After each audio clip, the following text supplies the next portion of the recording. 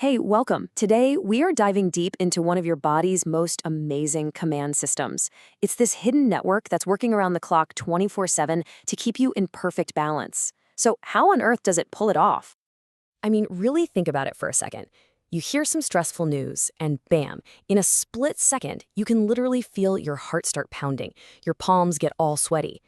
How does a thought, just an electrical signal in your brain, trigger such a massive, body-wide physical reaction? Well, that's the puzzle we're going to solve today. The secret, it turns out, is all about how two completely different communication systems in your body have learned to work together brilliantly. So let's meet the key players. Okay, so on one side, you've got your nervous system. You can think of it like a 911 call. It is incredibly fast, super direct, and the message is over in a flash. Then on the other side, you have the endocrine system, your hormones. This is way more like dispatching all the emergency services. It takes a little longer to get going, but its effects are spread out all over and they last a whole lot longer. Now, each one is powerful on its own, but what if you could combine them? Well, that is exactly what a neuroendocrine reflex is. It is the perfect hybrid. It kicks off with the lightning speed of a nerve signal, which then triggers the release of hormones. And those hormones, they amplify the message and broadcast it throughout your entire body. You get the best of both worlds. You get the speed and you get the power, all working in perfect harmony. So, how does this amazing hybrid system actually work? What's the process? Well, what's remarkable is that it almost always follows the same elegant six-step blueprint. Let's walk through the pathway. You can think of this whole blueprint like a perfect relay race. It all starts with step 1. A sensor somewhere in your body detects a change. Step 2, that message zips along a nerve, that's the afferent path, straight to the brain. In step 3, a control center, which is usually the hypothalamus, takes in all the information and decides, okay, what are we going to do about this? Step 4 is the big handoff. The brain releases these special neurohormones right into your bloodstream. That triggers step 5, a much wider hormonal action that tells all the target organs what they need to do. And finally, and this is absolutely crucial, we have step 6, a feedback loop. Once those hormone levels hit a certain point, they send a signal back to the brain telling it to shut the system off.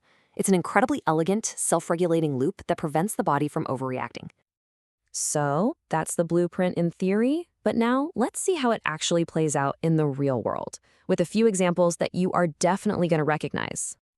And we're going to start with the big one, the classic fight or flight stress response. You remember that feeling of your heart racing we talked about right at the start? This is the machinery behind it. What's so wild here is that the stimulus can be just a thought, right? So in response to that stress, your hypothalamus sends out an initiator hormone. Think of this as a message to your pituitary gland, the body's master gland, telling it to release a second, messenger hormone. This messenger then travels all the way down to your adrenal glands, which are sitting right on top of your kidneys, and it gives the final command: release cortisol, the main stress hormone. And that cortisol is what floods your system, mobilizes energy, and gets your body ready to face whatever threat is coming. It's incredible. A simple thought triggers this powerful body-wide chemical cascade. All right, let's look at another really fundamental reflex. That feeling of being thirsty? Yeah, that's not just a dry mouth. It's a super sophisticated neuroendocrine reflex working hard to keep you alive. So when you start to get dehydrated, the salt concentration in your blood goes up, and your hypothalamus has these tiny sensors. They're like microscopic salt detectors, and they sense this change instantly. They respond by triggering the release of a hormone called vasopressin. This hormone then launches this brilliant two-pronged attack. First, it tells your kidneys to hold on to water, and at the exact same time, it tells your brain to create that unmistakable feeling of thirst. It's just an incredibly efficient survival mechanism. For our last example, let's look at one of the most powerful reflexes there is, one that's all about human bonding and, really, the survival of our species. In this case, the stimulus is purely physical, an infant suckling. This activates nerve receptors that send a signal shooting right up to the mother's hypothalamus. In response, it releases oxytocin. You might have heard it called the love hormone, from the posterior pituitary. Oxytocin then travels through the bloodstream and causes the mammary glands to contract, which ejects milk. It's just this perfect, beautiful loop of touch, nerve signal, and hormonal action. So this system is unbelievably robust, but it's also incredibly fine-tuned. So what happens when that delicate balance gets thrown off and the signals start to get crossed? Well, when it's dysregulated, it can lead to some really serious conditions. For example, if that vasopressin reflex we talked about fails, you can get something called diabetes insipidus, which causes extreme thirst and dehydration.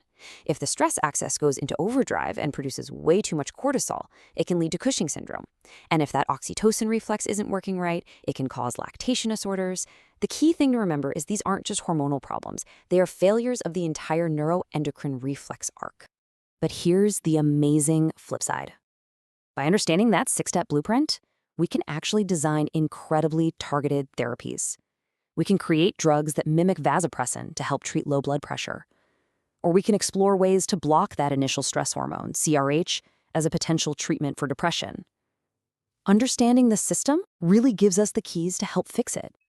So, as we wrap this up, I think the main thing to take away is this idea of a constant, invisible conversation that's happening between your brain and your body, all designed to maintain your inner balance, something scientists call homeostasis.